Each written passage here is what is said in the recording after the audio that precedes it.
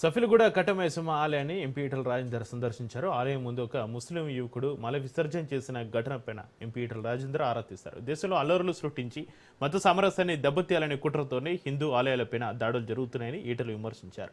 మతిస్థిమితం లేని వ్యక్తులు కేవలం హిందూ ఆలయాలపై మాత్రమే ఎందుకు దాడి చేస్తున్నారని ఈటల రాజేందర్ ప్రశ్నించారు. దాడికి యత్నించిన వ్యక్తులను కఠినంగా శిక్షించాలని ఈటల రాజేందర్ డిమాండ్ చేశారు.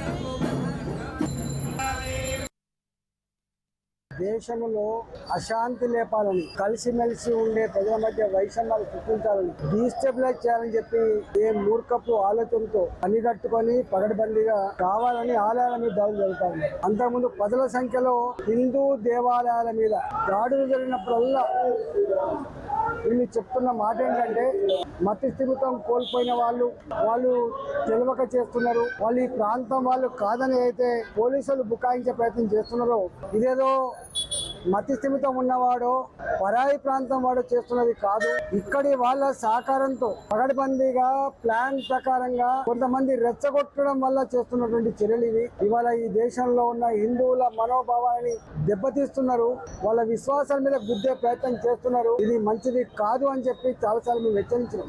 ఇలాంటి వాటి మీద సమగ్రమైన విచారణ జరిపించి దీని కారకులు ఎవరు, దీన్ని ప్రోత్సహిస్తున్న వాళ్ళు ఎవరు, దీన్ని ప్రేరేపిస్తున్న వాళ్ళు ఎవరు, దీనికి ఫండింగ్ చేస్తున్న వాళ్ళు ఎవరు, దీన్ని ఎన్నుకున్నటువంటి పెద్దలు ఎవరు, అవన్నీ కూడా బయటికి రావాల్సి అక్కడ ఉన్నది.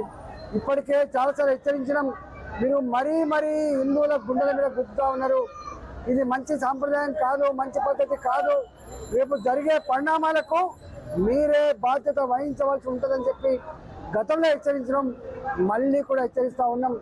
పోలీసులు, ప్రభుత్వం దీని మీద పూర్తి స్థాయిలో విచారణ జరిపించాలి. ఇలాంటి వాటిని ఇప్పటి కాకుండా చూడాలి. హిందువుల మనోభావాలు కాపాడాలని చెప్పి